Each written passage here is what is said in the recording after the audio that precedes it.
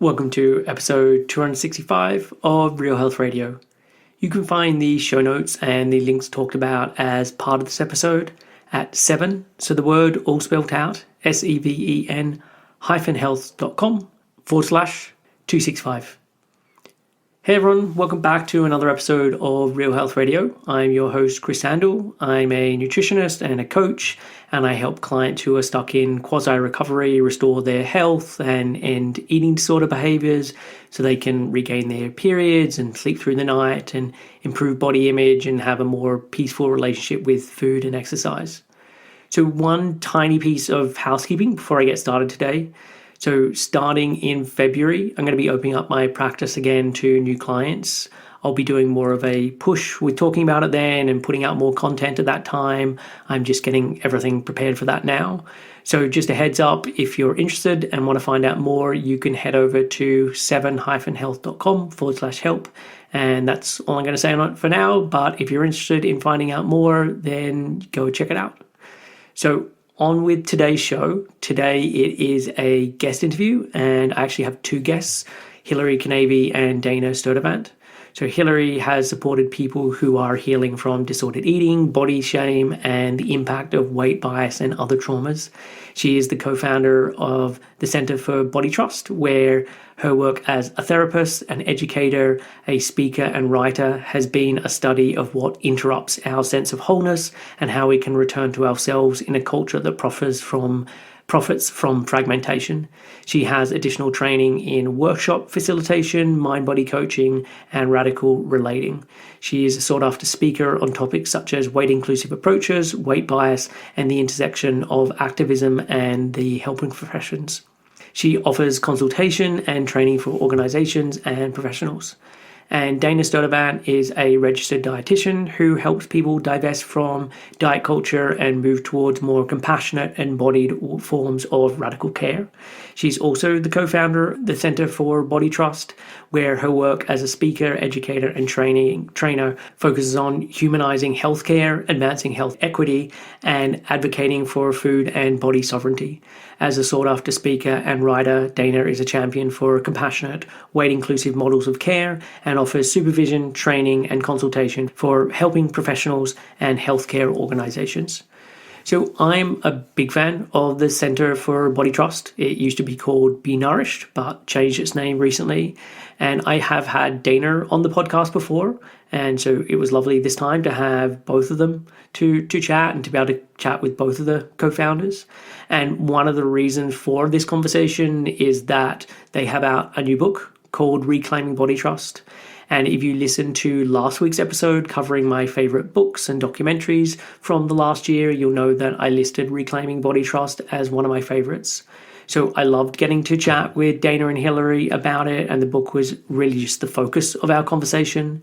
So some of the things that we cover are the tree metaphor of body trust and what the roots of this are, the 3 parts of healing, so the rupture, the reckoning, and the reclamation, the difference between self-care and self-preservation, the cycle of coping, the health iceberg and redefining what health looks like, the beautiful project that Hilary's son did at school, the hustle and what this is and why we do it, our relationship with food and moving beyond purely nutritional components, body grief, the theory of embodiment and the different dimensions of it, and satisfaction, pleasure, and desire. So I'm very grateful for the book, Reclaiming Body Trust, and for the chance to chat with Hilary and Dana. So here is my conversation with Hilary Kinavey and Dana Sturtevant. Hey, Dana and Hilary, welcome to Real Health Radio. Thanks for joining me on the show today. Thanks so much for having us. We're excited to be here. Yeah, thank you. So as like a starting place, I just want to say how much of a fan of your work I am and how much I really love the Center for Body Trust. It's something that gets referenced often when I'm working with clients. And so I was super excited when I saw that you guys had put out a book, which I bought and read and really love. And it's called Rebuilding Body Trust. And we're in no way going to cover everything from the book today, but I'm hoping this conversation can give listeners just a taste of some of the ideas from the book and what you guys are doing at the Center for Body Trust. Before we dive into it, do you want to give a bit of background on yourself? So both professionally and personally, and how you come to be doing this work? Sure. Yeah. I'm Hilary. I am the therapist half of our team. Dana is a dietitian. And I came to this work specifically around relationship with food and body through my own relationship with food and body that was really marked by early dieting and a lot of familial conversation about bodies always being able to be improved upon and be better. So there was a lot of focus on changing bodies, even though everyone was very progressive and supportive in other ways. Yeah. And so when I came to the counseling field, I was really surprised to notice how much this wasn't talked about, like people's bodies wasn't talked about, and how much collusion there was in the field with diet culture and with body change conversation, and how little training there was in eating disorders. And so it was through my own lived experience and then noticing those inconsistencies in my training that brought me to really wanting to provide places for people to have these conversations about food and body that weren't about either pathologizing them and were also, really honest about the impact of dieting on our well-being. Yeah. And when you first started as a therapist, what area did you think you were going to be working in? Was there sort of a specialization that was calling to you at that point? When I got started, I thought I was going to work with youth. I was working with homeless youth and runaway youth in the beginning. Yeah. So these conversations were there, but they weren't, emergent. And I think there was in the back of my mind, I always was interested in this, but it's not what I led with, probably because I didn't really have anyone else in the field or in my counseling program that was doing this work. So I didn't have that natural connection. And then I realized it was going to have to come from me because it wasn't out there.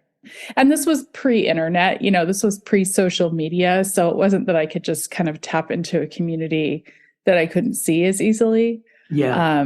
And so I was just kind of felt like I was building it and making it as I went. And luckily found things like eventually found intuitive eating. And that was a real gateway for me. Nice.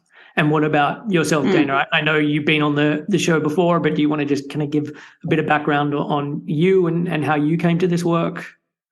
Yeah, I, clinically, I'm trained as a registered dietitian and picked dietetics at a time when I was kind of getting interested in nutrition. And I had met somebody who was like one of the smartest people I've ever met. And he was the first person I met that thought about like what he ate and the quality of food that he ate and stuff. And so it was at a time when I had to pick a focus, and I had an elective to fill in my program. And so I decided to take a nutrition class, and I kind of fell in love with learning about the body and learning about how things work. And so I declared nutrition as my focus, knowing that, a lot of the stuff I was learning in dietetics and kind of conventional food and nutrition was not really the way I looked at food and nutrition, but believing I could do what I wanted to do when I finished my program. It just has me thinking about the recent episode of The Maintenance Phase where they talk about the United States Dietary Food Guide Pyramid and what a racket that was. And that just is what our training in the field of nutrition was really steeped in, that kind of, stuff that's coming out of our farm program and food subsidies and things like that. So I knew I didn't want to do what most dietitians did, but I also didn't have a vision for this, certainly. And then, I moved to Oregon and I worked in research on clinical trials, helping people lose weight and supposedly keep it off. And the intervention worked in that, people at 6 months, their weight was down, but at 2 years, their weight was back up and then some. They often gained more weight. and ended up heavier at 2 years than they were at the beginning of the study. And the researchers really felt like what we were doing worked, in air quotes, and that, people lost weight, but they were very aware that it was not sustainable for people. And I started to say, things about like how we can trust people's bodies to sort out the weight, that we can't possibly know what people's bodies are supposed to weigh, but we can trust their bodies to figure it out. And, why don't we take the focus off of weight and help people heal their relationships with food and body?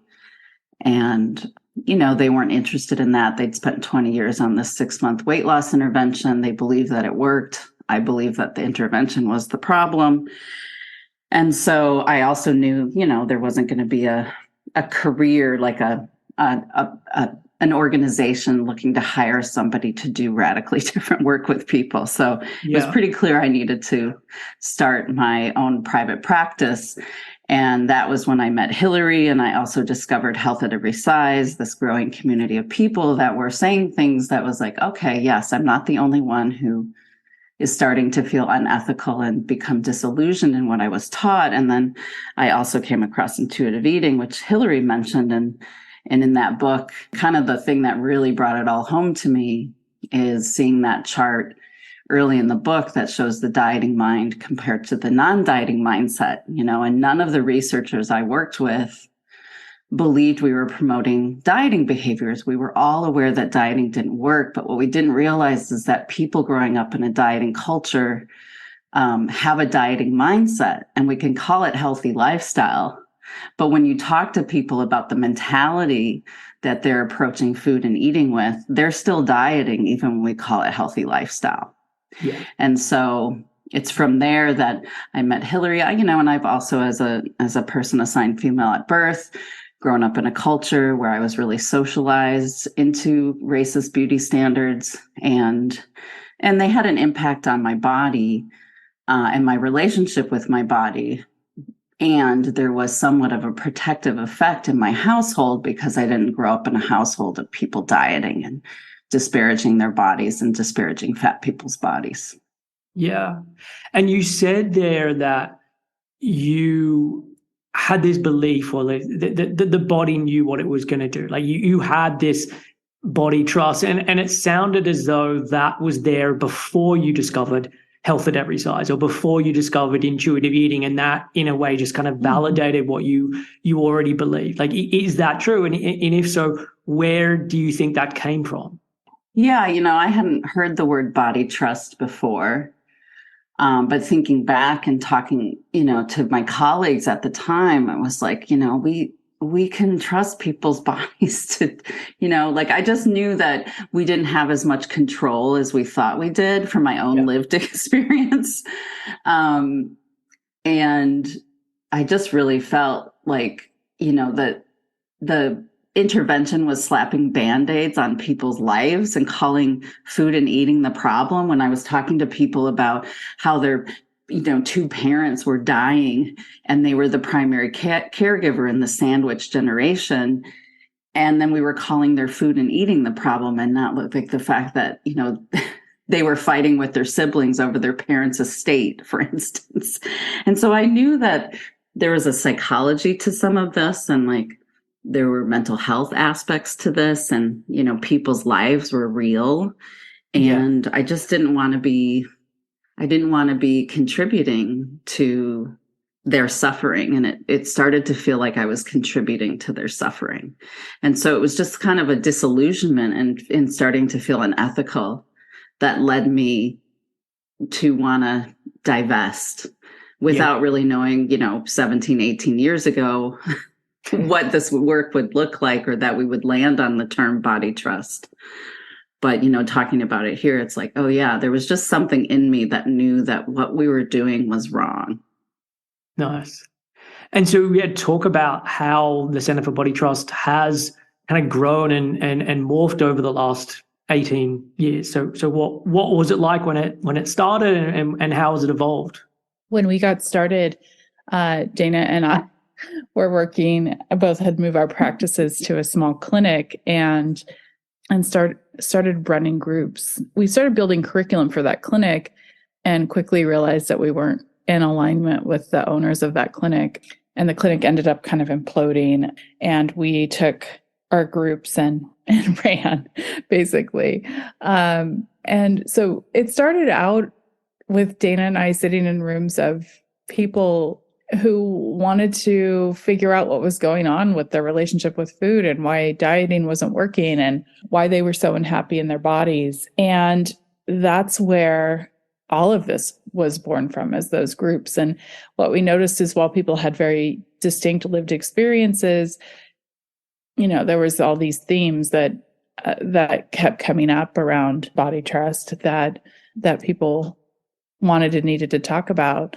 And so we worked in that way, kind of developing our language for many years. And what started to happen was providers, like healthcare providers, started coming more and more to our groups and workshops and really had a need to do this work, but wanted a place separate from clients. And because we were all in the same community, providers needed their own space to do that. And we started to notice how much providers also wanted support to do what we had done, which was to find a way to unravel a lot of the anti-fat bias and diet culture that was inherent in our training. And so I would say that what was formerly our business name was Be Nourished. Be Nourished morphed into what it is now, the Center for Body Trust, over time as we started to develop specific trainings and programmings for healthcare providers who needed a place to do their healing work, but also wanted to shift their service delivery to something that was more weight inclusive and healing for people from diet culture itself. So our work has always kind of had these two arms to it, and they certainly are they meet in many places. The work is the same, but where we are providing opportunities for healing and conversation for people in the general public who want body trust. And then we're also providing training and support and mentoring for healthcare providers who want their work to shift, and they need to do that from the inside out. Nice. And how does it feel like the landscape has changed over that time? Because it feels like we're at a place, and maybe I'm just living in my bubble and I read all these kind of books where it feels like intuitive eating is much more widely known than it ever has been. Health at every size is much more widely known than it has ever been. But like going back 18 years ago, that feels very different. Like it just wasn't on the radar in the same way. And so, yeah, like how do you see the differences? I think with social media and all the flaws and negative pieces of social media, there's also, I think social media has been a big part of getting the word out about this work, and more people have more voices in the world because of social media, and really did a lot to push and advance this forward. I feel like Hilary may have more to say and add to that, but I feel like that's a big piece of it. Is media used to be very controlled, and what was published and put out was very controlled by predominantly white people with other dominant identities. Yeah. And so to have more freedom to communicate and share and advocate for the things we believe in and our values, I think has really done a lot for the movement. And I feel like I had something else, but it's gone. Hilary, what do you want to add there? I mean, similar, I think it's very grassroots. I notice sometimes like a surprise or confusion arising in me when I'm in my bubble, right, or my algorithmic bubble online, and I see how much, how many people are around us and in this movement now, and I'm excited. And then, we go to an organization and do training, and, that none of it is that evident in organizations and systems and policy. And so I'm really grateful for the grassroots, because I think that is what is ultimately going to change these more these bigger structures and systems in our lives. But it also creates kind of a confusion for me. And I think, Chris, maybe you were speaking to that a little bit when you mentioned your bubble, but boy, the world is still really not operating from this frame. And yet we feel very much not alone also as we push this framework, this movement forward. Yeah. Yeah, definitely. It feels like it's not like there's not a long way to go, but it does feel like there is more options for community than there were before. And I would also imagine that the people who are coming to you, whether that be practitioners or more lay public, there's hopefully more of a background knowledge already, just because there is more material available online. There are more books about this. It has, if you know where to go, there is a lot more information on this than really at any other point. Absolutely. Yeah. Yeah. Yeah. That's, I think, the piece that I was going to speak to is, some of the shifts we're seeing in healthcare here in the Pacific Northwest, which it may be because of there's quite a few providers in the Pacific Northwest here in the United States that are really pushing for this, and more physicians are getting pushback from their patients about being weighed, and patients are setting boundaries. And so there's this curiosity by some physicians, not all certainly, but by some physicians, and even within some healthcare organizations, they're considering having doctors identify as weight-inclusive providers, kind of like they identify as providing trans-affirming care.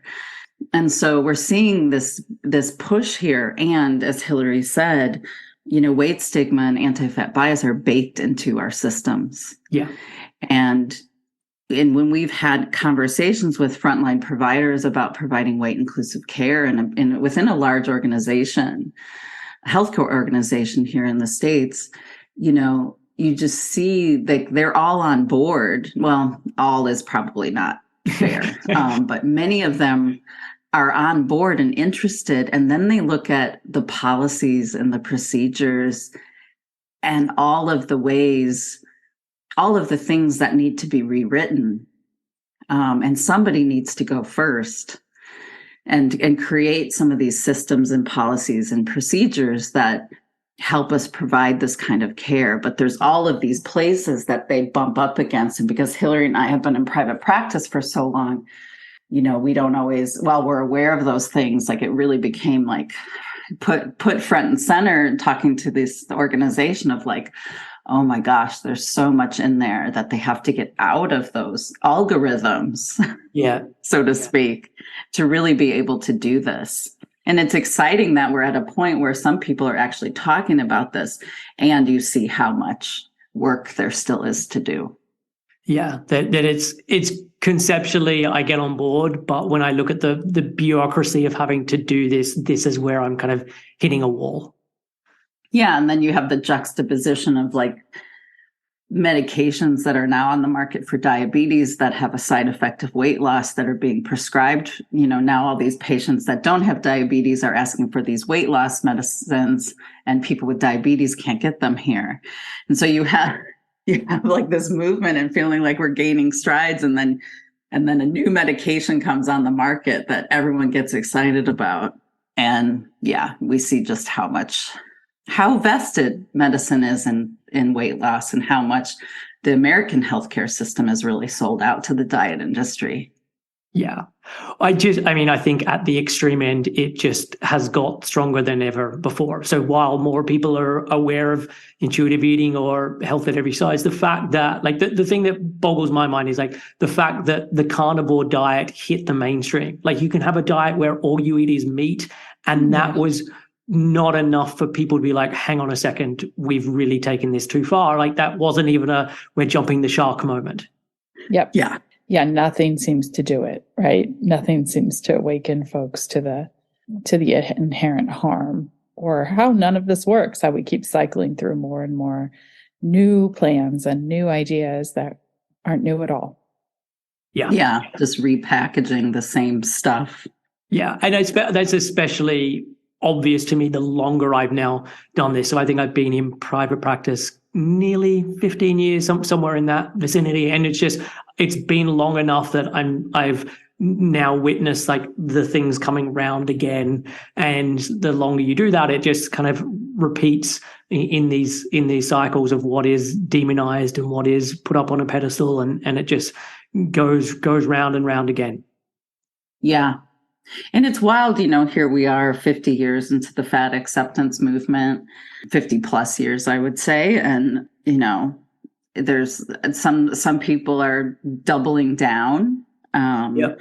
And those of us choosing this path are still early adopters. And I firmly believe, in some generation where, we do this work for future generations because we know permission isn't going to come from systems anytime soon. And there's hope that, I believe someday people will look back at, those that were choosing this work as like, wow, like you really were aware of something way ahead of mainstream culture. Yeah. But that's why, so much when people are, reclaiming body trust, you're going to be misunderstood. People will gaslight you. They will say, well, that's not going to work. They're not going to understand it because you're really speaking a language that's foreign to a lot of people. And so, I just think about those that might be listening to this podcast and hearing all this and just, want people to know it does get easier, that you can deepen your roots into body trust, that you can feel stronger in your conviction for this work and feel more steady and able to hold your ground, as trees with deeper and stronger roots are able to hold their ground. And this is kind of the metaphor we use in the book to describe this work, and we're so much easier to control when we are fragmented and hustling. Yeah, definitely. So let's focus then on the book. And I think I misspoke in the intro and said rebuilding body trust instead of reclaiming body trust. So apologies if I said the wrong title. But so the book is divided into three sections. So there's the rupture, the reckoning, and the reclamation. And we can go through each of these in detail and certain parts that you cover in each of these sections. But just as an overview, what are each of these three sections about? Yeah, so as an overview, the rupture is an exploration of what damaged, ruptured our relationship with food and our bodies. And the reckoning is kind of the messy middle. Most people, we notice, would love to kind of skip from understanding the rupture to moving straight into reclamation, but moving through the reckoning, really diving into the grief and the losses and the challenges that have persisted in our lives as a result of the rupture is really what helps us move towards making those roots deeper, as Dana talked about. And then the reclamation is just that, a reclaiming of our being, our trust, our bodies, our truth, our voice, our agency, after really understanding what happened. And so with the tree metaphor, what are the roots or the foundations? I liked how you went through each of these different areas in the book and sort of talked about how useful they are and why they are the roots of it. Yeah, I mean, one thing I want to just touch on briefly is how so many people want to skip the reckoning process. Okay, I understand how I lost trust. Now let's get to the reclamation. I saw this meme this morning. I just pulled it up because it was hilarious. It fits with this. It says, they should invent a way out that is not through. They should invent a way out that's not through. And this really speaks to how people, they want that reclamation. They understand how the rupture happened. And then they just kind of don't want to descend into the muck and do that reckoning piece. Yeah. And, this is work that, we often say, like, we want you to just kind of keep coming towards it. And people will straddle when they first hear about body trust work. they'll be going to Weight Watchers meeting and reading the Body Trust book, and they'll be hearing truth, but like, no, I think I still want to lose X amount of weight, so I'm going to keep going to my meetings. And there's a straddling piece, and the foundations of Body Trust are one way we feel like we keep returning to these touchstones, so to speak, to keep staying kind of rooted in this work. So in the foundations, at the root of the tree is where you'll find the foundations of Body Trust. And, these are things that we just realized were part of this work, sitting in groups, and the things we found ourselves saying over and over again to people who found that kind of push-pull of wanting to diet, but not wanting to diet. So maybe I'll speak to a couple of these, Hilary, and then you can speak to a couple of them. Okay. So, one is like working the edges of your comfort zone. We don't want you to be so far out of your comfort zone that you go into hyperarousal or hypoarousal, but often the magic happens at the edges of our comfort zone.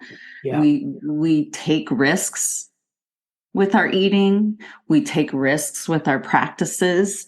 And to do that, we're working the edges of our comfort zone. So that's a big one, is to take some risks and work those edges. Another big part of this is finding community. Like, we need to know that there are other people on the path. We've seen people move leaps and bounds when they come to a retreat and explore this work with others. Because this is so countercultural still, it feels particularly important to find at least one person in your life that gets it, or at least is willing to hold space and not gaslight you. Yeah. But finding a community of people who support your liberation is a huge part of Body Trust, and really can help you stay and stick with it, or keep returning. And then the other one I'll speak to is locating yourself. We say locate yourself and widen the lens. And part of our work with Body Trust is deepening in our analysis of what's come between us and being at home in our bodies, and recognizing how our positionality and our social location and our intersecting identities really have impacted the way we engage with the world and move through the world. Yeah. And locating yourself can also mean just coming into the present moment, like when we're having a bad body day. Okay, wait a second. What was I doing? Why am I, how was I feeling about my body yesterday? Like, kind of grounding ourselves in the present moment, and then widening the lens to think about, okay, what was happening in my life? Why is my body the problem?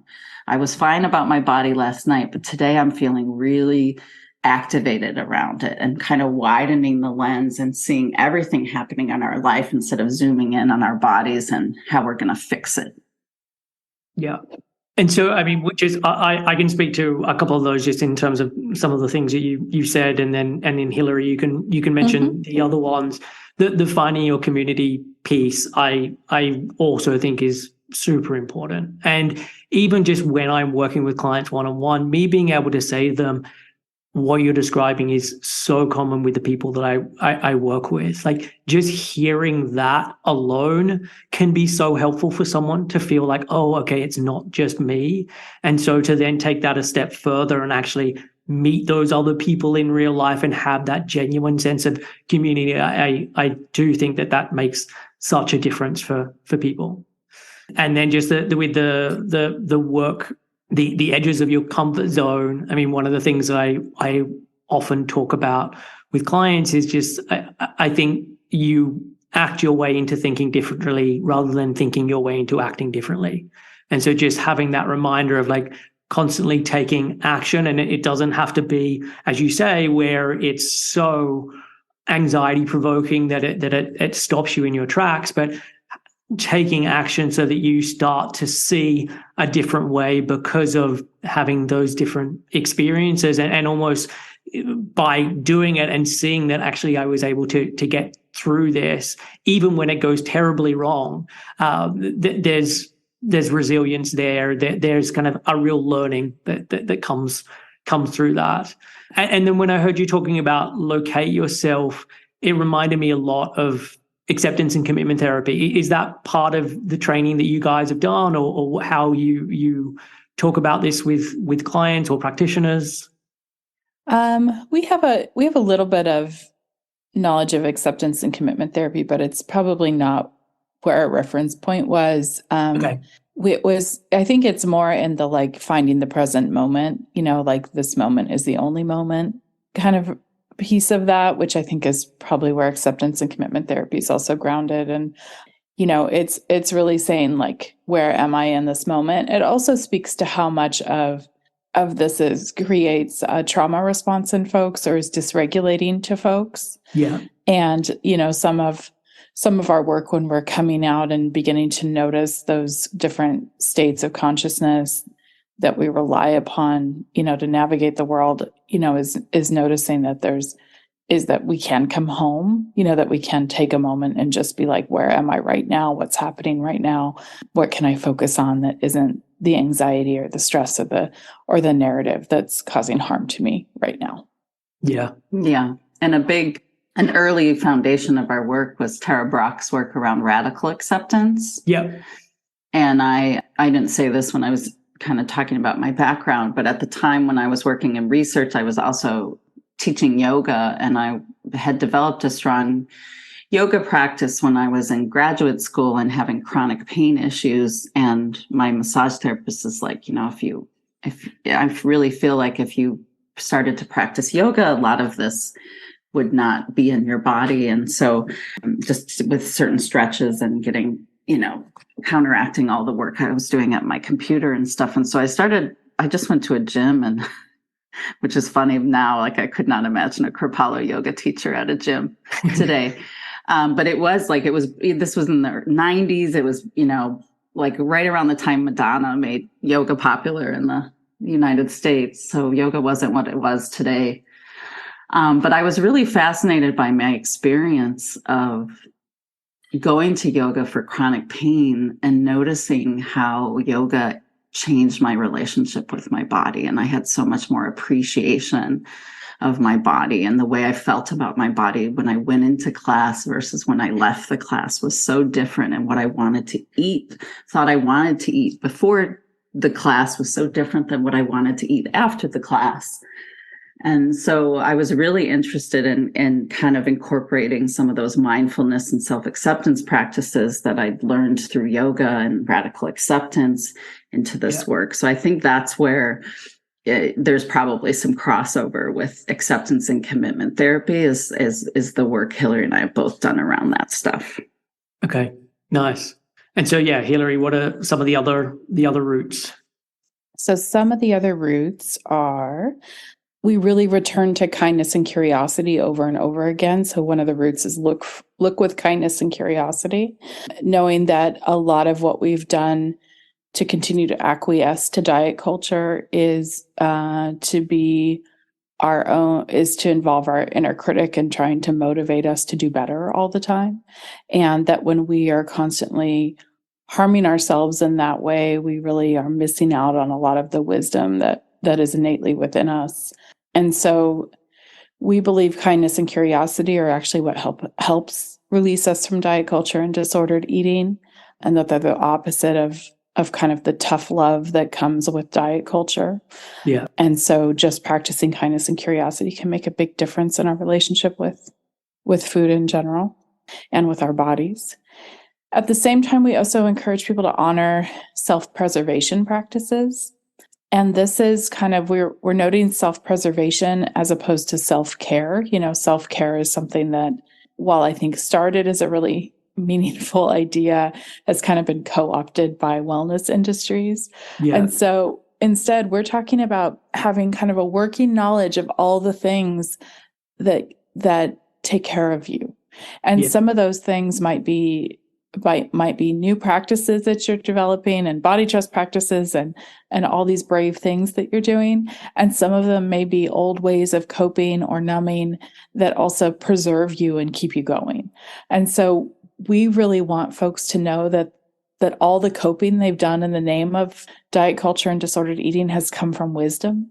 that was probably what was available at the time, or folks thought they were doing the best thing they could for themselves, and that's meaningful, and that in and of itself kind of counteracts some of the abusive ideas about how all of this is their fault and they should just stop, and all of those kinds of things that run through our heads or come out of the mouths of our family members or doctors when we're trying to address our bodies.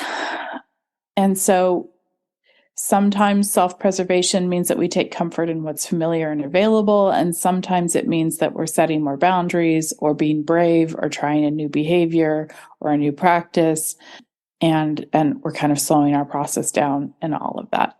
So we want folks to kind of be aware of the menu of self-preservation practices that they use and feel like they can choose them based on what's available to them, what their capacity is from moment to moment. But it also brings in a degree of acceptance of all of them. And then the last foundation is the one folks usually attach to the most and really appreciate the most, which is we really want folks to get a C- in this work. So if we're thinking about giving ourselves a grade, which isn't very body trust, but it is relatable, we say get a C-. We want you to learn body trust kind of badly. We want you to do body trust kind of badly. We want to address the ways perfectionism is a part of white supremacy culture and really uphold diet and wellness ideals or ethos in us. And so we acknowledge that body trust and all anti-diet ideas are practices that are going to be evolving and changing throughout our lifespan and with our bodies as our bodies evolve and change throughout our lifespan. And so we want folks to get a C. Don't do this that well. It will be enough. Yeah. And it was after reading the book, I had this conversation with a client and I could see how much she just sort of exhaled, and like hearing go for a C- was so helpful and was helpful in sort of dismantling some of that perfectionism and the worry of like, I've got to do it all and I've got to do it all now. It's just like, no, let's kind of go at the pace that is right for you and just aim for a C- and just kind of took that pressure off. Yes. Yeah. Yep. That's what we need to do. I think it really allows people to take those risks. Yeah. And work on embodying this. I think there's a lot of people who've listened to all the podcasts and read all the books and can tell you all about this work. And yet when they go to sit down and eat or make a decision about food and eating, that's where the, rubber hits the road. And so, to really embody this means we're practicing. Right. Yep. And I remember reading in Adrienne Marie Brown's book, she says, you're always practicing something. Yeah. So what are you practicing that you're not aware you're practicing? And when we're new to body trust work, it takes some awareness and some effort. And that's, we don't expect you to do it every time you sit down to eat, but is there is there one opportunity to practice it? With that metaphor, with like the guitar metaphor, that you can read a book and listen to podcasts about playing the guitar, but if you don't pick the guitar up and play it, you can't play the guitar. And so we really are hoping that this book helps people embody it and bring it closer and really embody a set of practices that they get to choose from. There's lots of choices in the book about what those practices would be to help you come home to yourself. Yeah. And I think it also speaks to the fact that in the beginning, this is going to feel weird or awkward or different. I can't remember which of the intuitive eating workbooks it's in, but they talk about like write with your non-dominant hand and see what that's like. And I think that's a really lovely analogy for this, of like your expectation should be that this feels just odd to begin with, because it is so different to what you have been doing up until this point. And so in most instances, trying to just rip the Band-Aid off doesn't really work, because there is just so much that has to be changed that it needs to kind of iterate as you go. Yeah, there's often, when people pick a plan, it's their weight loss plan, There's often a sense of urgency, and within 2 hours, you know if you're doing it right, because they give you nice containing rules and, and ideas of what you can eat and what you can't eat. And so within 2 to 3 hours of starting a new plan, you know if you're doing it right on some level. And body trust work is not like this. It's people feel like they're flailing. They've lost the bumpers almost, and they feel like, I don't know because they're so used to the containment and the rigidity of a plan. And so I think that's really important to let people know that, you're so used to having someone telling you when you should eat and how much you should eat and what you should eat, that when you let go of all of that stuff and you start divesting from diet culture, it's going to feel weird to not have the containment of all of those ideas of right and wrong and good and bad, which we're trying to really divest from that binary way of thinking. Yeah. And I really like the way that you talk about self-preservation as well, and that your coping is rooted in wisdom. Like, I think it is too easy when someone realizes that diet culture isn't something that they want to be part of anymore, or this eating disorder is not something they want to be part of anymore, that there can be this feeling of like, this thing does nothing for me. And I say, no, this thing has been doing something for you, whether that's something genuine or something that you thought would happen and it didn't necessarily materialize. But to say that this is doing nothing is just not true. And what is more important is understanding what those things are so that you can learn from that, as opposed to it very much being this real black and white thing. That's right. Yeah. That you've always kind of been on your own side in terms of coping. It's that the culture is so good at pathologizing our behaviors. My field, like the field of psychology, loves to name our behaviors and our coping as the problem, when often the problem is very far outside of us. And so this work is really about getting the problem focus outside of the bodies of people and back onto the systems and into institutions and money makers where it rightfully belongs. Yeah. I think this is where I think grief comes up, and why it's important to name grief in this work is because people do have a lot to grieve, like the years wasted and the time lost and the fact that they didn't know and they never consented to this and they didn't know there was another way, and they've colluded with harm and perpetuated harm. Like, there's a lot that we grieve. And there was something in the way you were talking about it, Chris, that made me think about, like, oh yeah, this is where the grief lives. Yeah. Yeah. And look, I totally agree with what you both said at the beginning of, like, people want to skip over the reckoning piece. And yet for me, the reckoning piece is actually where everything gets properly cemented, because you are kind of really coming to terms with all of these things. You're not able to hide from it, or you can still go at the pace that you want to go at, but it's really starting to understand how diet culture or the eating disorder or whatever it is like really got its tentacles into all of these different areas of life, and kind of coming to terms with all of that. And without that piece, it doesn't happen. That's right. Yep. We have to kind of pull the roots all the way up, and it has to be more than about trying to be good or being better. We really have to understand our place and how this functions in the world. Yeah. And so you talk in the book about the cycle. And so maybe you should talk briefly about like what that is and how it plays out. Mm-hmm. Yeah. So the cycle is kind of a rendering of how our behaviors have kind of played out in a cyclical and a pattern way.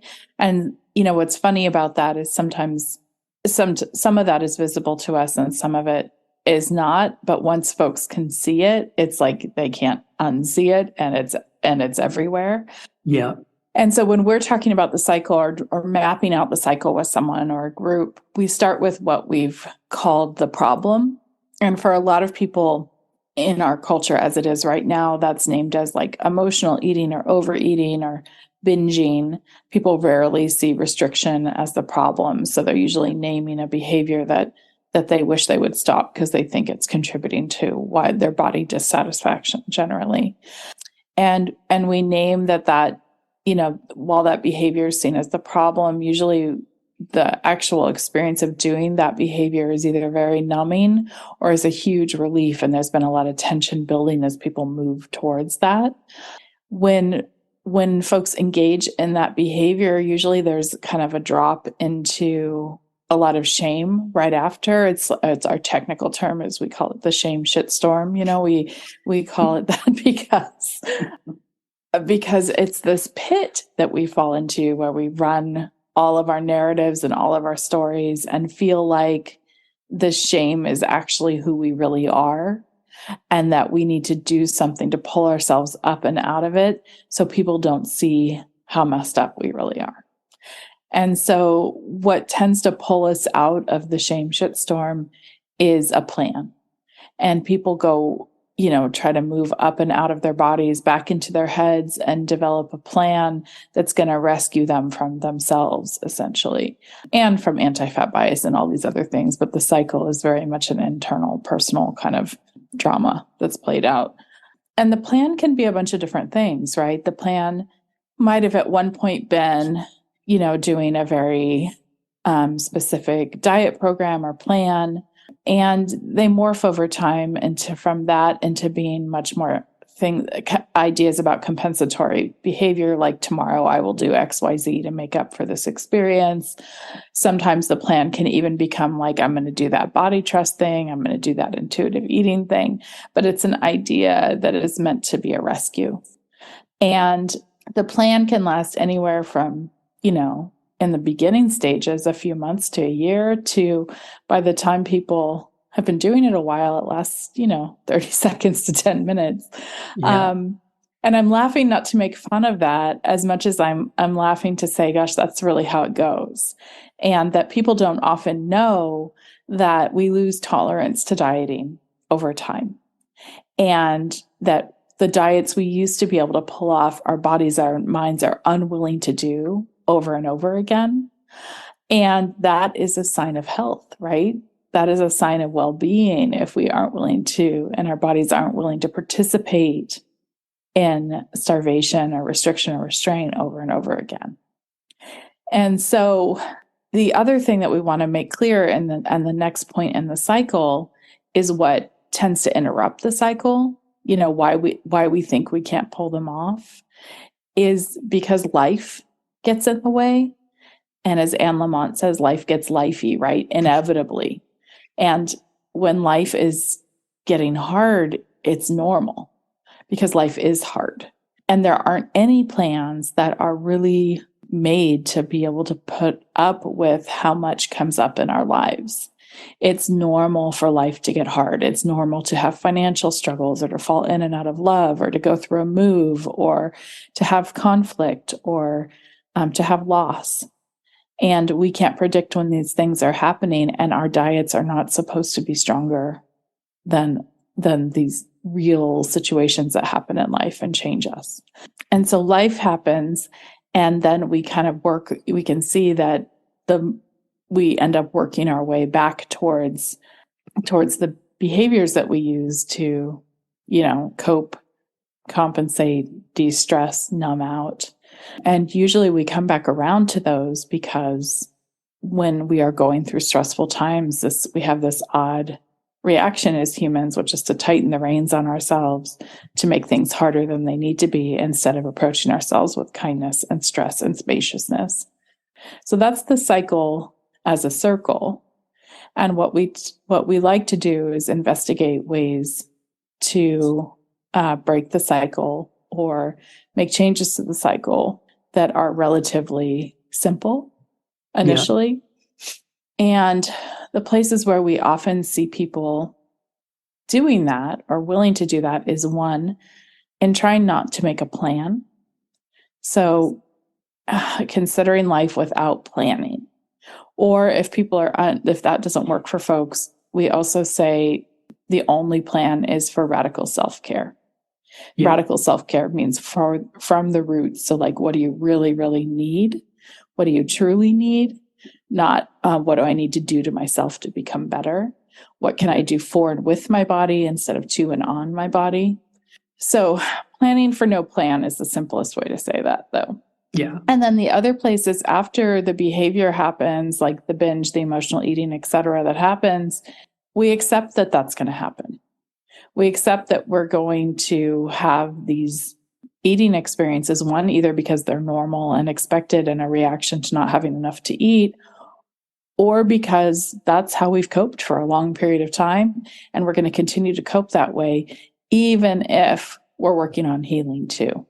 It's very common that when people are working on healing their relationship to food and body, that that the behaviors stick around for a long time, even though emotionally they're shifting and healing and changing. So that's another place. So those are the two most common and easiest, I think. Yeah. And I think just like understanding the cycle as a starting place, like the power of awareness to notice like, okay, there is this cycle that is going on, and I can track that this is what's happened over the last 10 years, 20 years, whatever the time scale has been, so that when these things do start to come up, even if you are still doing the behavior, there isn't the ignorance is bliss. Like there is some level of consciousness and awareness that is then there connected to it. And I really like that the life is getting too lifey comment. Like that really, when I read it in the book, made me laugh. It also made me think of there's the Mike Tyson comment, and I think this is possibly out of context, but he said everyone has a plan until they get punched in the face. And and I think life a lot of the time punches people in the face. Yeah. And no matter what you thought you were going to do before that, things drastically change. Yes. And these plans that we make are so rigid that they're not flexible enough to deal with what life throws our way. Yeah. And I do also like the addition there of okay, there are times when it is useful to follow a plan when that is in service of kind of supporting your body. So I recently had Joanna Candle on the podcast, and she was talking about when she's recovered from an eating disorder, and she said like when she feels that things are overwhelming or life's getting more difficult, she will pull out her old recovery plan and recovery eating plan, because she's like, that really supports me in those moments as a reminder and kind of just keeps me more grounded while I get through that difficult point. So yeah, having no plan unless the plan is actually going to be genuinely supportive for you.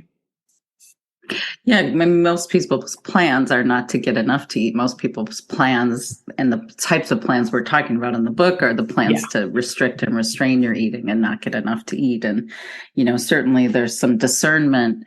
And we say that early in the book, please consider context, nuance, discernment. If that's a Randy Buckley quote, when you're reading this, because there can be a time and a place for the kinds of plans people get in eating disorder treatment to help them get enough to eat.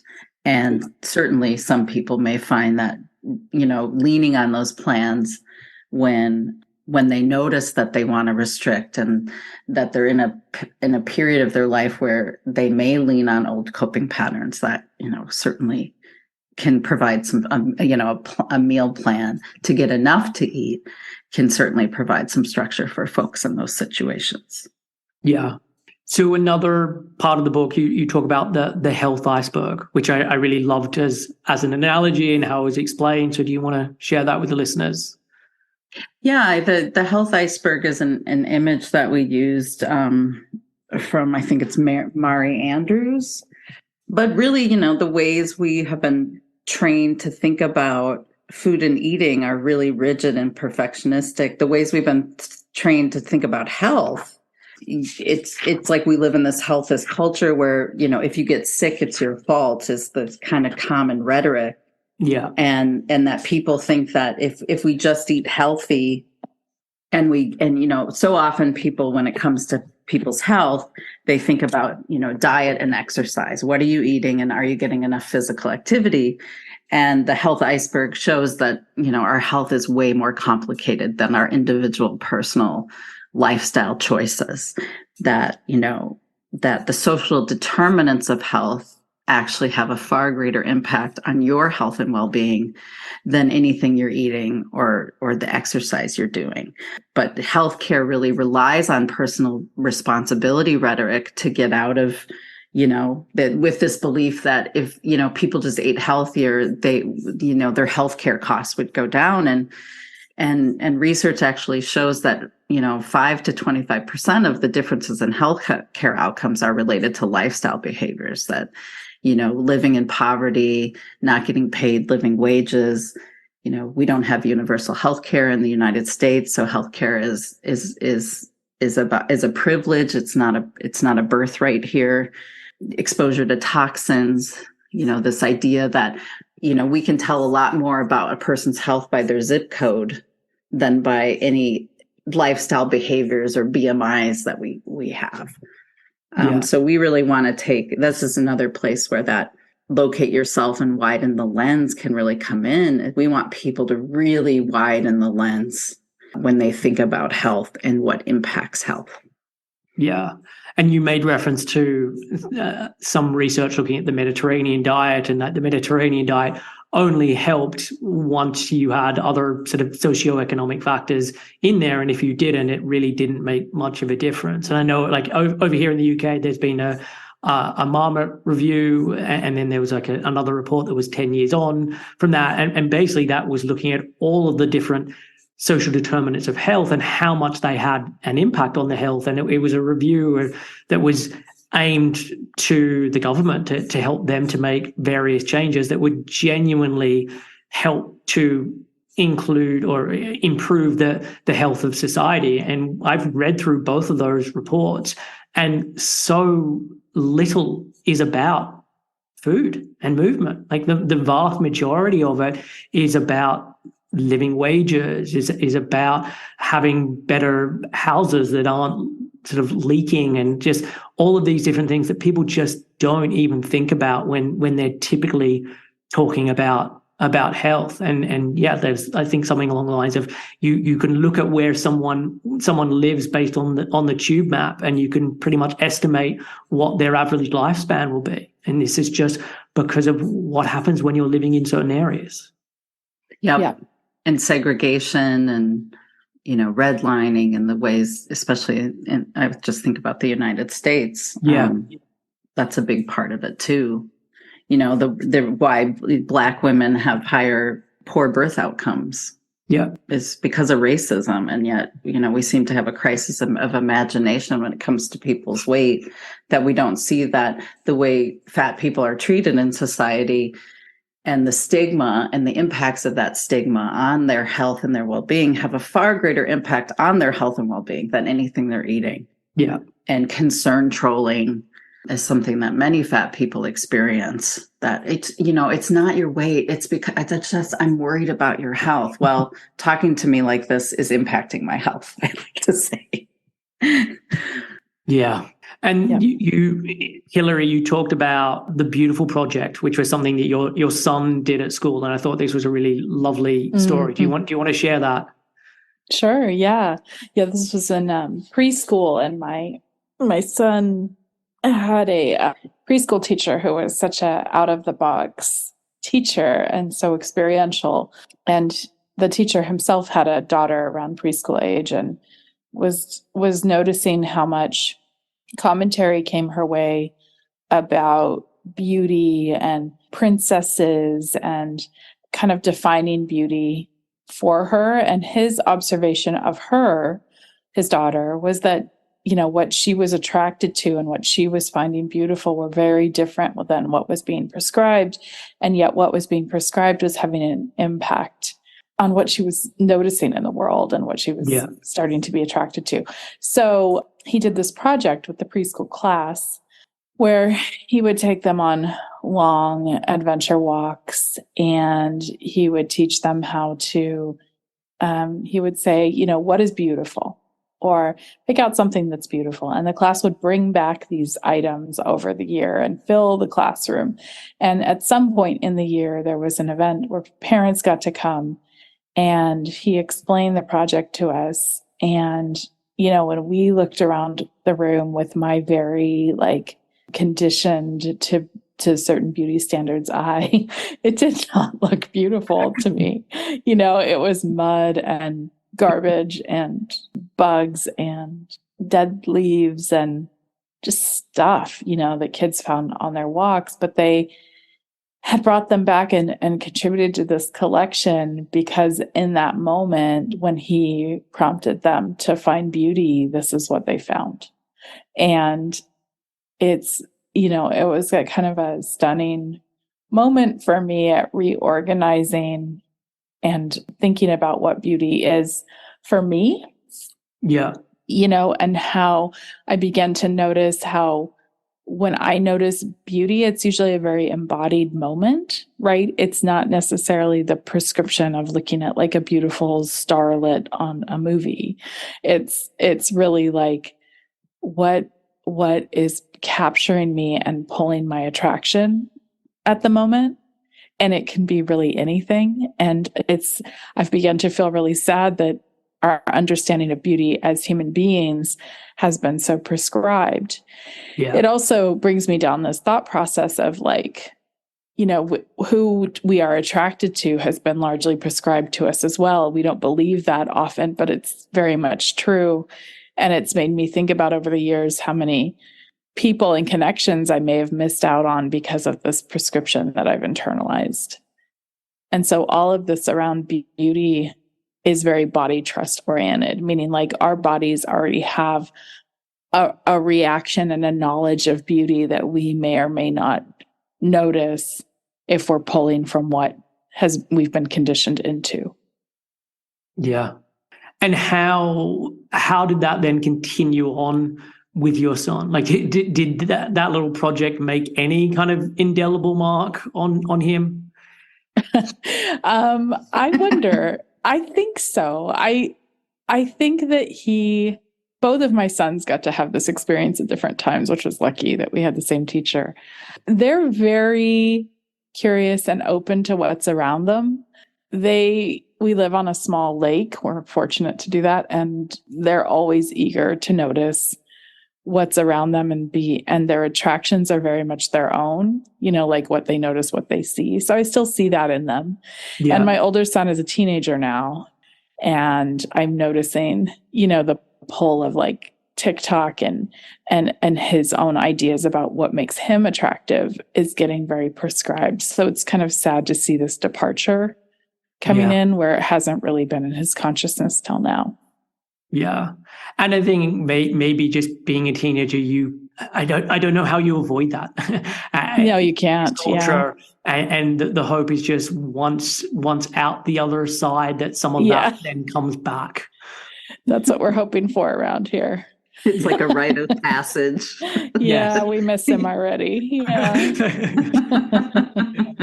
But it was interesting, just thinking about the culture and how much of an impact it had. I went to swimming with my son. I can't remember how long ago it was, but we needed to buy some goggles there. And the lady behind the counter was like, "Oh, I'm sorry, we've only got pink." And he was like, "Yeah, pink's fine." There was no, he hadn't learnt that pink was not a color that boys should have as part of their goggles. And he was completely okay with that. He also has pretty long hair, and everyone just mistakes him for being a girl. And so we said to him, he was like, "Everyone normally calls you a girl." He's like, "Yeah, I know." And I was like, "Does that bother you?" He's like, "No, it doesn't." And it's I wonder how long that will be true for. Yeah.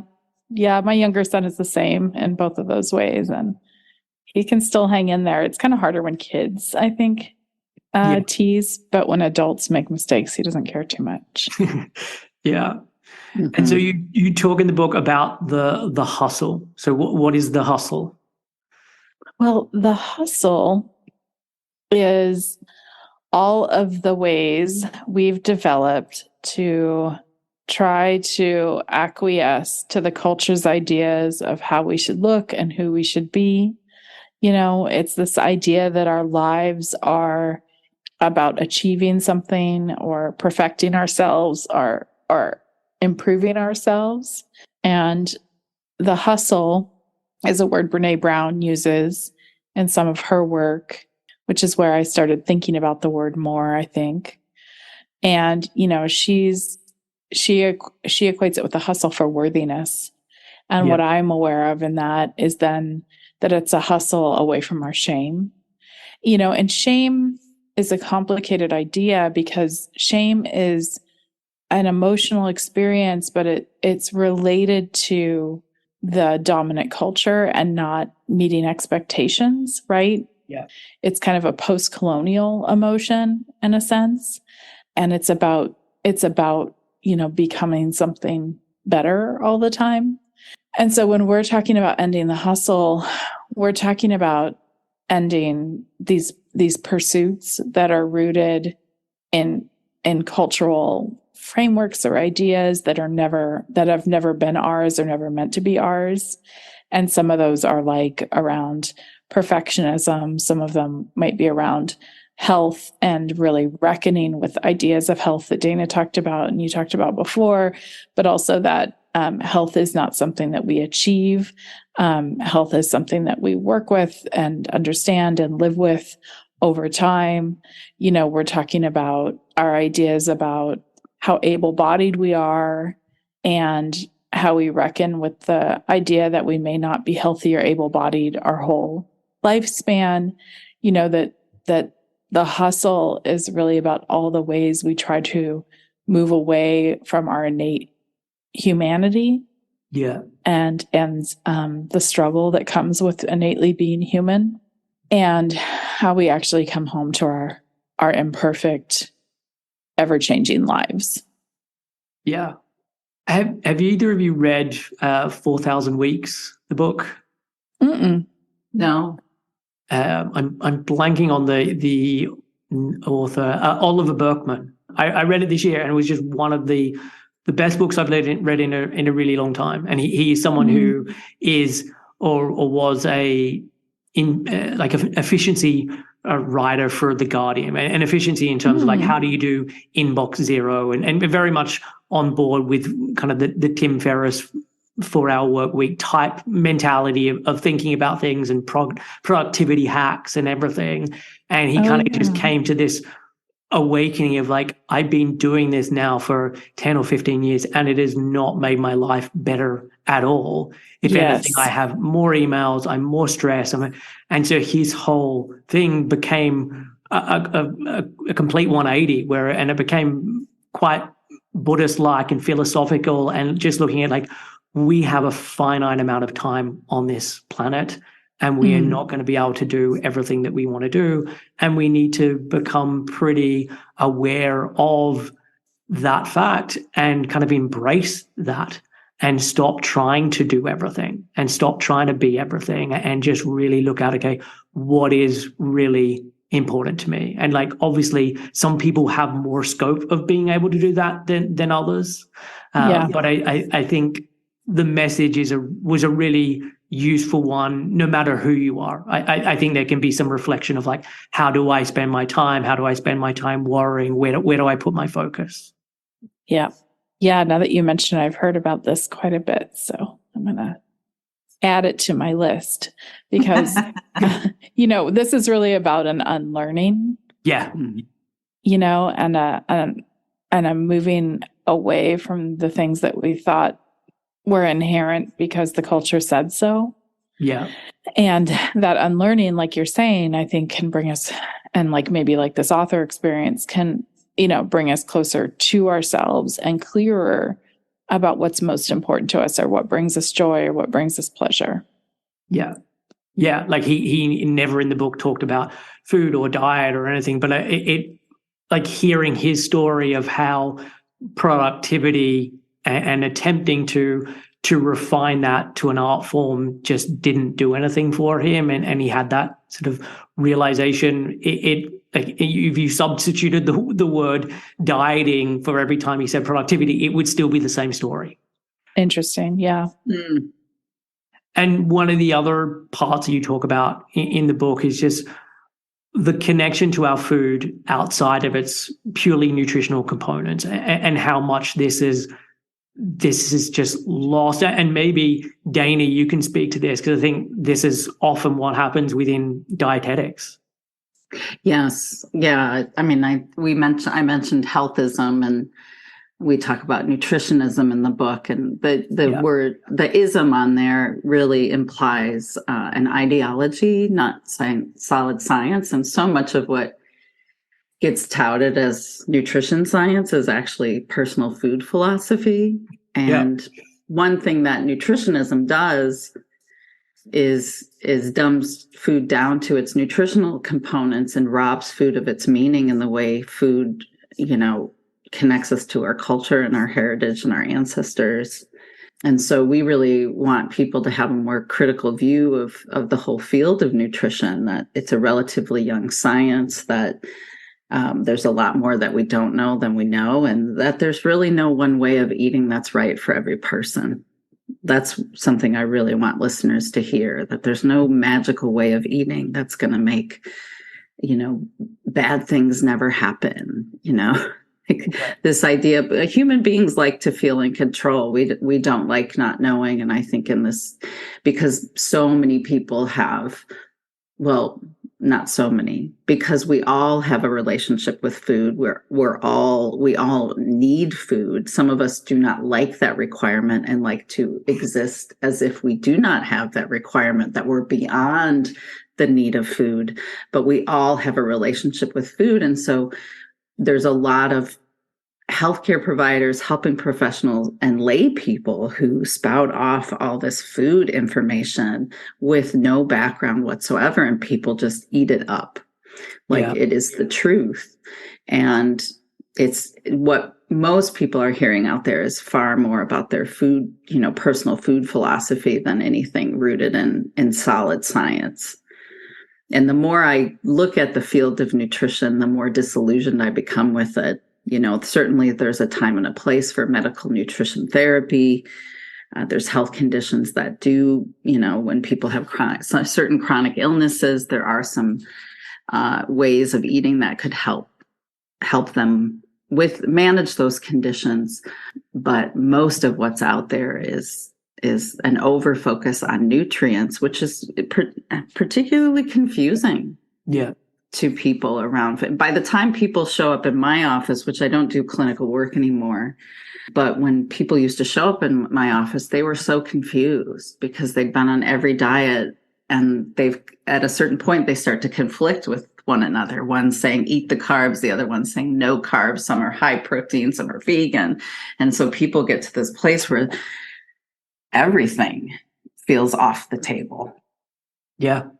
Yeah. And I think it reduces food down to nutritional components when actually that's not the only parts of a meal. Like, it's just, there is so much to value from having a really great relationship with food, or to be able to experience having a meal with other people, or like all of these other things that aren't about how much B1 or B2 is in this particular food. And I think that people forget that. I also think that there's so much anxiety and worry around food, like how much is the nocebo effect having an impact on the kinds of reactions that people get when they're eating.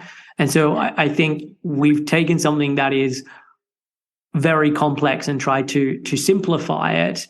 And we've also kind of ignored these things that feel a little bit squishy in terms of like, eating with people is really helpful for you, or eating with people where it feels like it's an enjoyable meal, irrespective of what the food is being eaten, is really helpful. Like there's these parts that we really miss that are really important for people's health. Yeah, and the table is often where we first experience belonging. And, if we're in a household that has a lot of anxiety and conflict at the table, that's going to impact our relationship with food. And I was thinking about this earlier and I didn't mention it. And then you just said something that made me think of it.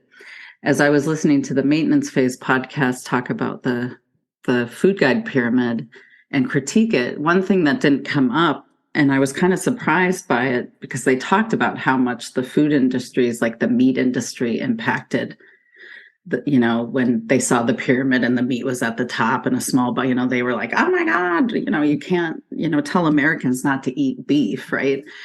And so one of the ways that the food lobbies have worked is they want us talking about nutrients, because when you tell Americans to eat less saturated fat, they don't know what that means. Yeah. What it originally said was eat less red meat. But then the meat industry lobbied so that we talk more about nutrients, because when you say eat less saturated fat, that doesn't mean anything to people and you're not pointing out specific foods. And so then you have all these people learning about like nutrients and ways, those of us in nutrition science think about food. And I don't think it's helpful to people to really focus on individual nutrients and talking about food in terms of saturated fat and your macros and all of that kind of stuff. Yeah. Food is way more complex. And the other thing I was thinking about as you were talking, Chris, was like lycopene and tomatoes, and how they found that tomatoes, eating a diet with lots of tomatoes seems to reduce risk of prostate cancer. So what does a supplement company do? They take the lycopene out of the tomato and they sell it in a supplement. And what they found is when you take the lycopene out of the tomato, it doesn't have the benefit. That there's something about eating the lycopene in the tomato that benefits. So we think we can just pull these things out and give people a magic pill, which, promotes capitalism and industries, instead of just like eating food. Yeah. So that's just another example of how nutritionism and the focus on individual nutrients really creates a lot of confusion in people as they're navigating the world of food and eating. Yeah.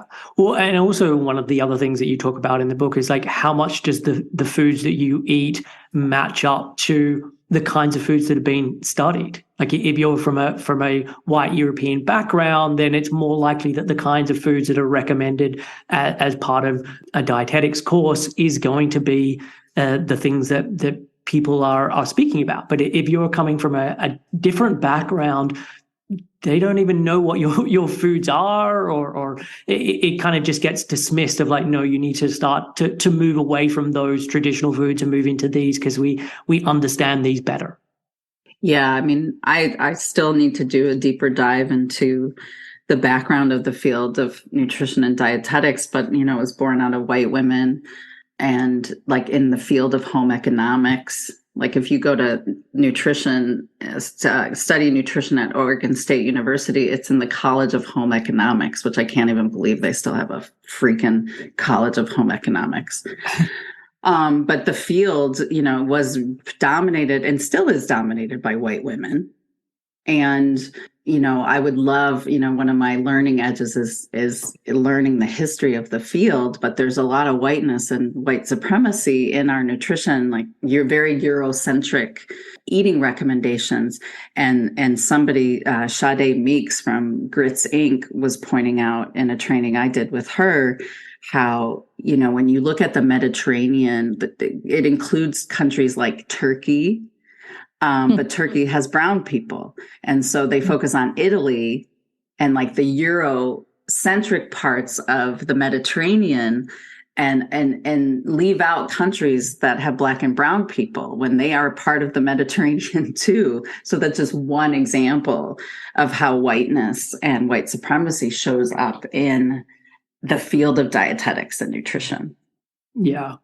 And so I know you've referenced this already in terms of the body grief piece, but I think this is something I keep coming back to with clients, and I think it's such a helpful framing to sort of talk about this work and for them to understand the things that come up when doing this work. So yeah, do you want to just talk a little about this? Yeah, I mean, grief is a huge part of healing, and it's a piece of that reckoning that people don't necessarily want to do. Yeah. And it's one of the things that tend to have people wanting to kind of jump over the deep dive, because grief is, very hard to be in, and something that we're not some of us aren't all that familiar with it. But there has to be a reckoning with all that's happened, and there has to be a reckoning with what you're releasing, and often grief is associated with that. So in groups and circles, when we ask people what they're grieving as they turn towards body trust and heal their relationship with food and body, they're grieving the time spent, and the money spent sometimes trying to change their bodies. They're grieving the loss of thin privilege.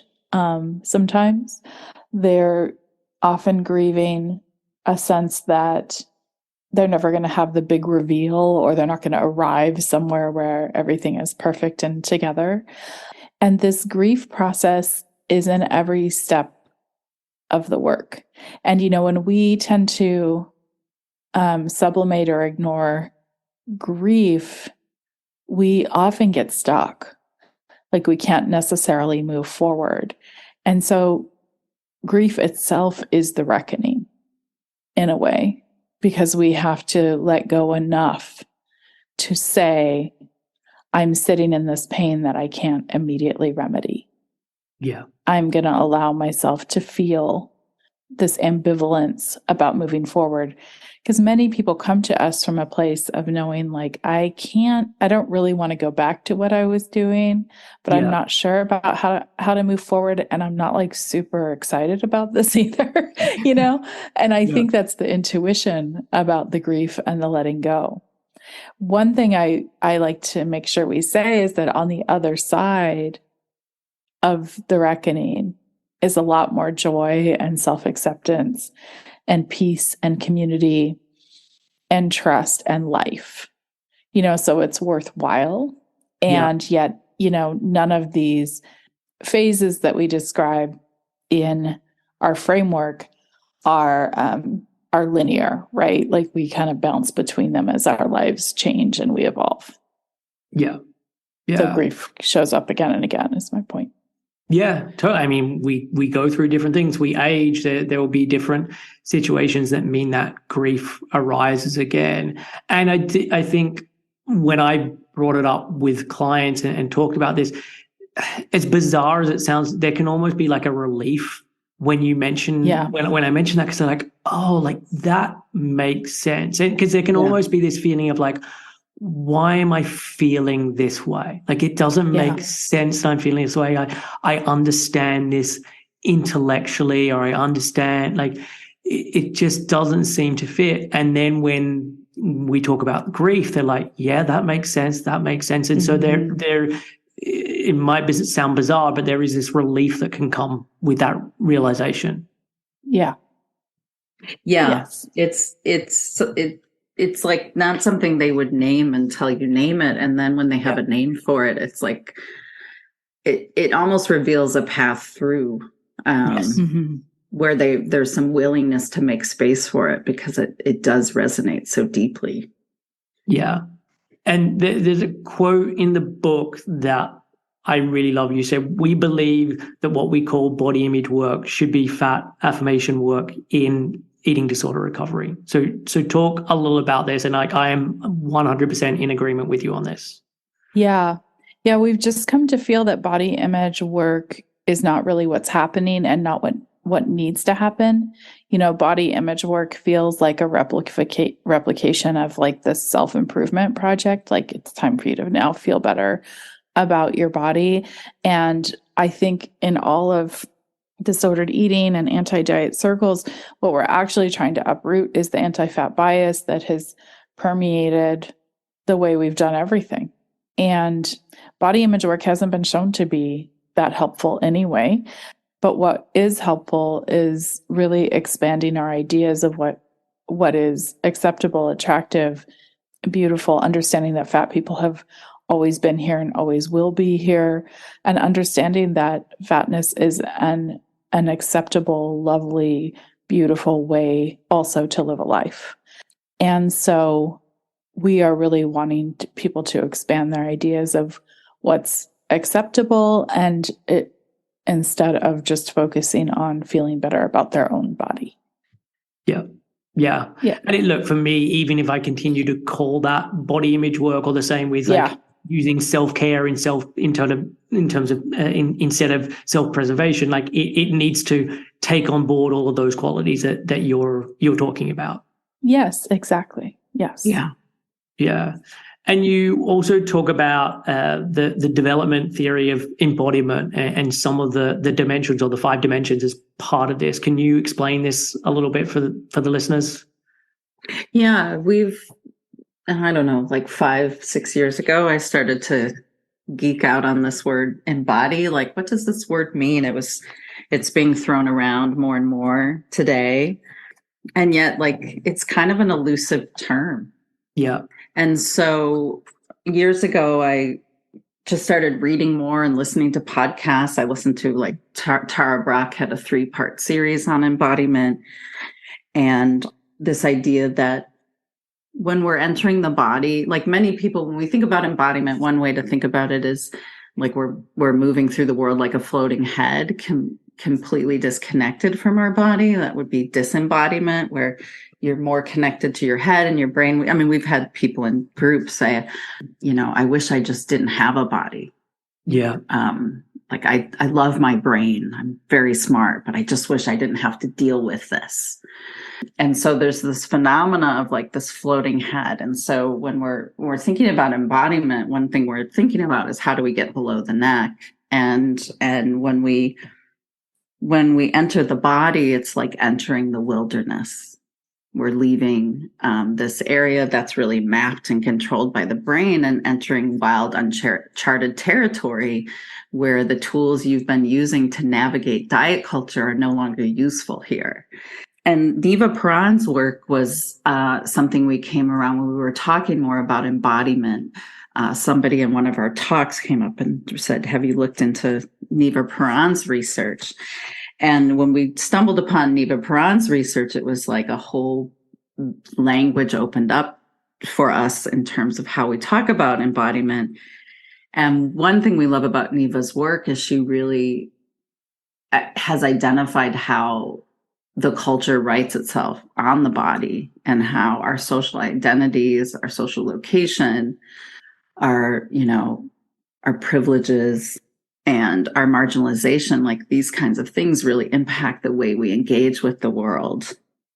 And so she has kind of a socio-political view on embodiment, which we really appreciate. And out of her research, listening to people's body journeys, we call them body stories, she calls them body journeys, are 5 dimensions of the experience of embodiment, one being body connection and comfort versus body disconnection and discomfort, agency versus restricted agency. And agency includes physical agency, the capacity to act independently and make your own decisions. But it also includes voice, like how, especially those of us who are assigned female at birth, we're really socialized to go underground and lose access to our own knowing and our voice and our ability to speak up when injustice is happening. And that's huge with people choosing body trust, is the ability to set boundaries and say no and not now, and that doesn't work for me anymore. So part of what we're reconnecting to is our voice as well as our physical agency. And then desire is having a kind of owning desire versus disowning desire. And we loved what Esther Perel said in a talk I attended. She said, desire is owning the wanting. And in order to own the wanting, there needs to be a self that feels deserving of the wanting. And so often when clients come to me, they don't even know that if they like what they're eating. I'll say, do you like what you're eating? And they say, what the hell does that have to do with it? Is usually their comment. But they don't even know. Like, they can't even answer that because for so long, it's not been about what they want. It's been about what's the right thing. Yeah. And there was a great quote that pleasure is a measure of our freedom. which I thought just really summed up this kind of desire piece so well, of just it. You have to have or feel like you have a sense of freedom to be able to lean into that, because without that you are unable to discover, do I really like this food? Because it feels like that's not even the right question. Yeah, there's like permission for pleasure in this work, and there's a whole chapter on allowing for pleasure and satisfaction. Satisfaction is so different than being full, like when we just look at food as a place we might experience pleasure, which I know growing up in a dieting culture, we tend to pathologize pleasure and desire. And so, part of coming home is understanding what foods really are satisfying to us, like they hit the spot, and can we touch on satisfaction at least once a day, where we get something to eat that's like, oh, that was so good. Because when we eat food that's satisfying, food tends to take its place in our life, where it's not so front and center. It's there, it's part of our life, it's part of our joy, but it's not, we're not spending 70% of our day thinking about it. And that pleasure is a measure of freedom concept comes from Adrienne Maree Brown. We highly recommend her work, and the book Pleasure Activism particularly talks about that, understanding pleasure as a measure of freedom. Because when we look at in the culture of who is allowed pleasure and who's not, I mean, we just had this American feast, like harvest feast over here, and there's so much rhetoric around being good and keeping your eating reined in, and people really struggle to allow themselves pleasure when they're eating that meal. Well, I mean, just on the satisfaction piece, I mean, what I've found with clients is the more that someone is able to allow satisfaction, often the easier it is for them to reach that point. Whereas the more it's off limits, the more it has to be much more specific. And so I can eat a meal that feels very functional, but still get a level of satisfaction from it, because there's not so much hanging on that one meal. If like it's just another meal, I'll get to eat again in a couple of hours. Like there's a different relationship with that versus where there is being sort of all these rules around what you can and can't eat, and even when I eat something that I enjoy, there's the guilt or the shame that's mixed with it, and so it's hard to have these very clean feelings around it. Well, and the more, I think one thing you're naming is how when we really restrict pleasure and satisfaction is something we only experience occasionally, it really puts a lot of pressure on that meal to do it. Yeah. And, when we have experienced satisfaction more consistently, food, we can make do with a meal that's not so satisfying, and it's a tall order to think we can touch satisfaction every time we eat. But when we kind of make do with what's available, because that's what's available, and we don't have time to go seek something else out, or the privilege of going to seek something else out. As long as our bodies know, like, there's some satisfying stuff coming our way, like it's much easier to navigate that. Yeah. And so there's a quote in the book towards the end of talking about, if you lost trust in another relationship in your life, what would you need, or what would need to be in place to rebuild this? And I think, again, this is a really nice way of framing things, and is something I talk about a lot with clients. So what are some of the ideas that come up connected to this, or do you want to speak on this idea for a little bit? Yeah, I mean, we acknowledge that, and when we lose trust in other relationships, we don't just decide to trust them now. And I think that's kind of the energy sometimes people bring to this practice, is like, I'm doing body trust now.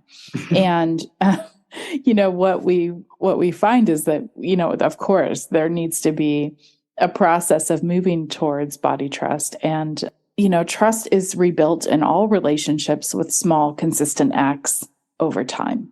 Yeah. And so folks are really building trust by practicing and building practices for and with themselves that are truly theirs, right? We aren't as interested in prescribing the practices as we are supporting people in finding ways to combat the perfectionism and idealism that has marked dieting culture and has kept their practices from being something that felt nurturing to them, and also something that actually works for them or fits into their lives, right? Yeah. And so when we're thinking about practicing, it can be a lot of little things. When people go on a diet, they often are aware if they're doing it right within a couple of hours,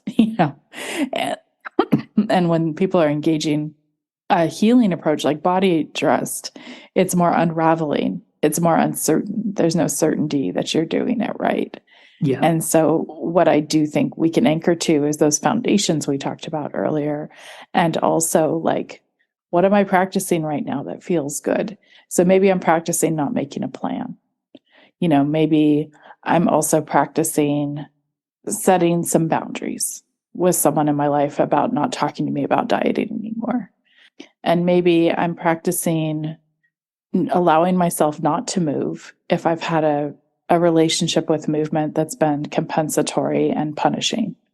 Maybe I'm also practicing telling people when I'm struggling or suffering. So there's all these little things that we do over and over again that start to change us and change the way we feel in our bodies and in relationship to ourselves. And I've said for a long time that body trust work is truly about building a relationship with yourself you can stand to be in for a lifetime, that maybe even you want to be in for a lifetime. Yeah. Instead of having a self that is constantly a performing and perfecting version of self. Nice. Yeah, I really like that as an analogy, and also just with all the examples you gave there, this work is so much broader than just food. Yes.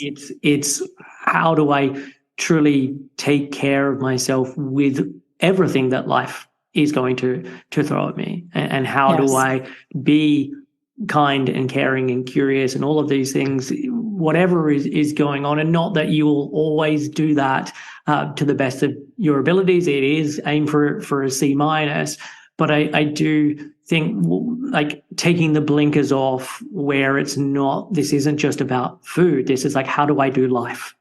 Yeah, exactly. So this has been a wonderful conversation. I feel like we've barely scratched the surface of everything covered in the book. So I don't want listeners to think that we've covered everything. It is by no means even a small part of what is included in the book. Is there anything that we didn't touch on that you guys want to mention? I think the only thing I want to mention is, as people are listening to this, that, this isn't your fault, that things can be different, that your body is not a problem or project to be solved, and that your struggle is what connects you to humanity, not separates you. And that's the piece I really wanted to highlight. It's an important part of self-compassion, and that idea of looking and listening with kindness and curiosity is we tend to develop this narrative that I'm the only one who. And that's why, exploring this work in community can be so powerful, because you realize, like, oh, I'm not the only one who, and your struggles are what make you human. Yeah. And that's what connects you to humanity, not separates you. Yeah. And I love Tara Brock's work on this. And I also really like Chris Sandel stuff as well. And she talks about, not forgetting that we are human and being in touch with that common humanity. Yeah. Well, thank you so much for coming on the show. Where should people go if they want to find out more about the work that you guys are doing? Yeah, you can find us at centerforbodytrust.com. We're also on Instagram and Facebook. I think Twitter days, we don't use it much anyway, are limited. But yeah, find us particularly on Instagram is where we're most active right now. And we look forward to seeing you there. Perfect. Well, I'll put those links in the show notes. And thanks again for coming on the show. This has been great. Yeah, thanks so much for having us. Thank you, Chris. So that was my conversation with Hilary Kinavey and Dana Sturtevant. I highly recommend the book, Reclaiming Body Trust, and I know it will be one that I use and recommend a lot with clients this year. So that is it for this week's show. As I mentioned at the top, in a couple of weeks, I'm going to be starting with new clients again. If this is something you're interested in, then you can go check out 7-health.com/help. I'll be back next week with another episode. Until then, take care of yourself.